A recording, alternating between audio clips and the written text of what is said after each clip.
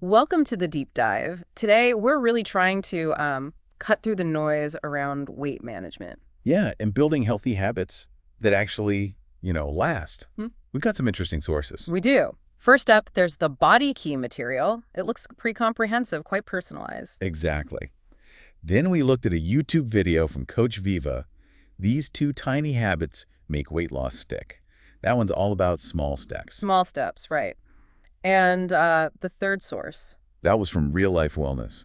It talks a lot about consistency versus trying to be perfect all the time, which, spoiler alert, doesn't usually work. Huh, yeah, tell me about it. So, our mission here is basically to pull out the really useful stuff from all these practical tips you can use without feeling like you have to overhaul your entire life overnight or, hit perfection. Precisely, finding what actually works long term. Okay, so let's start with body key. Seems like quite a structured approach. What's the main idea? Well, at its core, it's about balance, right? Energy in, energy out. Pretty standard stuff there. But the key thing is how it breaks that down. It's holistic, looking at lots of different factors, not just calories. Ah, okay. So it goes beyond simple counting. What kind of factors are we talking about? First, there's diet, obviously, Right. but it emphasizes tailoring it.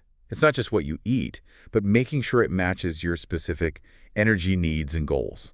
Personalization is big. Right, because everyone's different. Makes sense.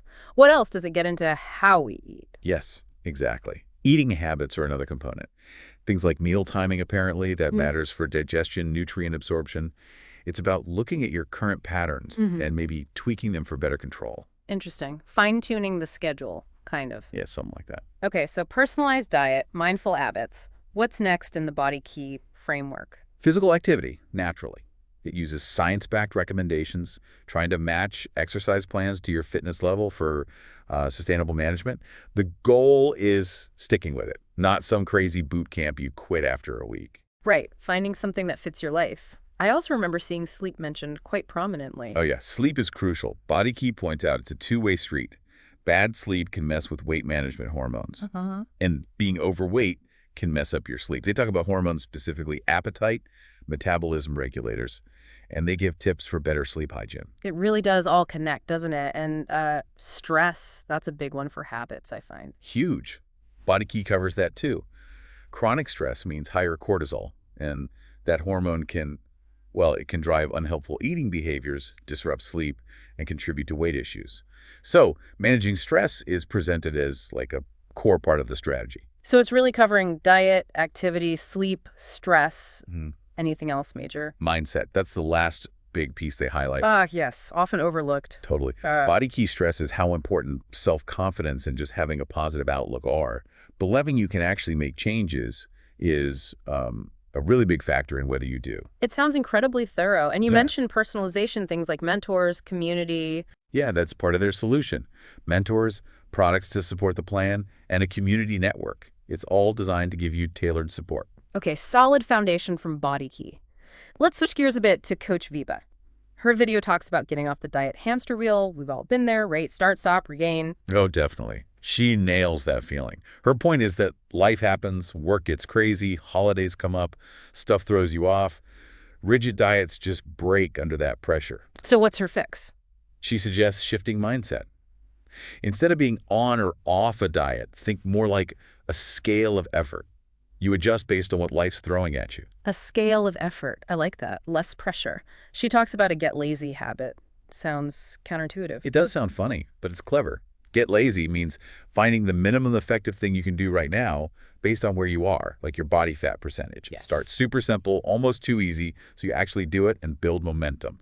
Avoid that overwhelm. Minimum effective action. Okay, like what? Give me an example. Well, if someone's starting with higher body fat, maybe the lazy habit is just cutting back on obvious junk food and sweets, or eating out one less time a week. Okay, really basic stuff. Super basic.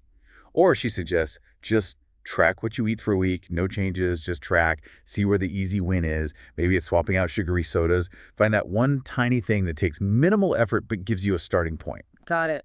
Start small, build confidence. And presumably, that one thing changes as you make progress. Exactly. Right. As you get results, maybe the one thing becomes replacing one less healthy meal a day. Then later, maybe it's adding one 30-minute strength workout a week or a small step goal. But always just one main focus at a time. Don't try to change everything at once. And she explains why that works, right? Something about our brains. Yeah, it's fascinating. She talks about residual attention, how our brain kind of stays focused on the last task, making it hard to juggle lots of new things.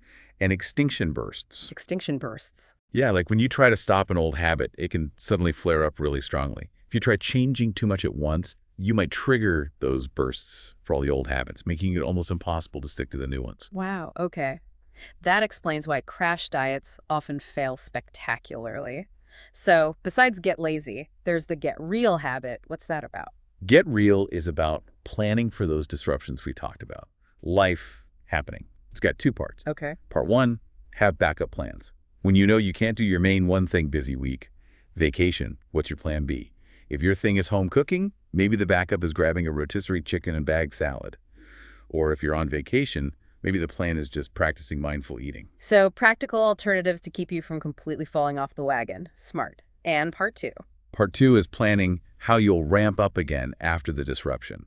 Don't expect to jump back in 100% immediately.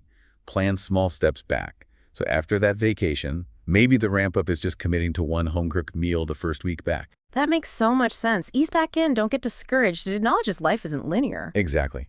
And she also stresses that weight fluctuates normally. Mm-hmm. Don't freak out about the scale number day to day. Focus on the fat loss trend over time. Good point. Okay, so Body Key's holistic view, Coach Viva's tiny habits and planning. Now, real life wellness. Their big thing is consistency over perfection. Sounds related. Very related. Their main message is that chasing perfection is often, ironically, why we fail. You start super motivated, set these impossible standards, then you slip up, inevitably, and feel like a total failure and just quit. Yep, sounds familiar. The all or nothing trap. Why is perfectionism so counterproductive here? Well, real-life wellness points out a few things. Unrealistic expectations just lead to disappointment. Fear of not being perfect can make you procrastinate starting at all. Right. Then there's that all-or-nothing thinking after a setback. And honestly, trying to be perfect 24/7 is just exhausting and unsustainable. Completely draining. So if perfection is out, what's the real-life wellness alternative? Consistency. Simple as that. Build habits you can actually stick with over the long haul. Small, manageable actions you weave into your daily life. Focus on the process of building the habit, not just the outcome. Small, manageable actions again. Echoes of Coach Viva. What kind of examples do they give? Things like, 5 minutes of movement a day. Or adding just one healthy meal. Tiny things. And crucially, embrace imperfection. Setbacks are normal, just get back to it.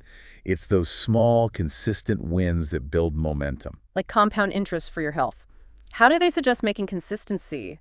Well, consistent. A key strategy is linking new habits to existing routines, like doing those 5 minutes of movement right after you brush your teeth, something you already do automatically. Habit stacking. Exactly. Also, be patient. This stuff takes time. Celebrate the small wins along the way. Maybe loosely track progress, not obsessively, but just to stay aware and motivated. Are there other specific tips for making habits stick from them? Yeah, a few good ones. Start with just one new habit. Make it super easy.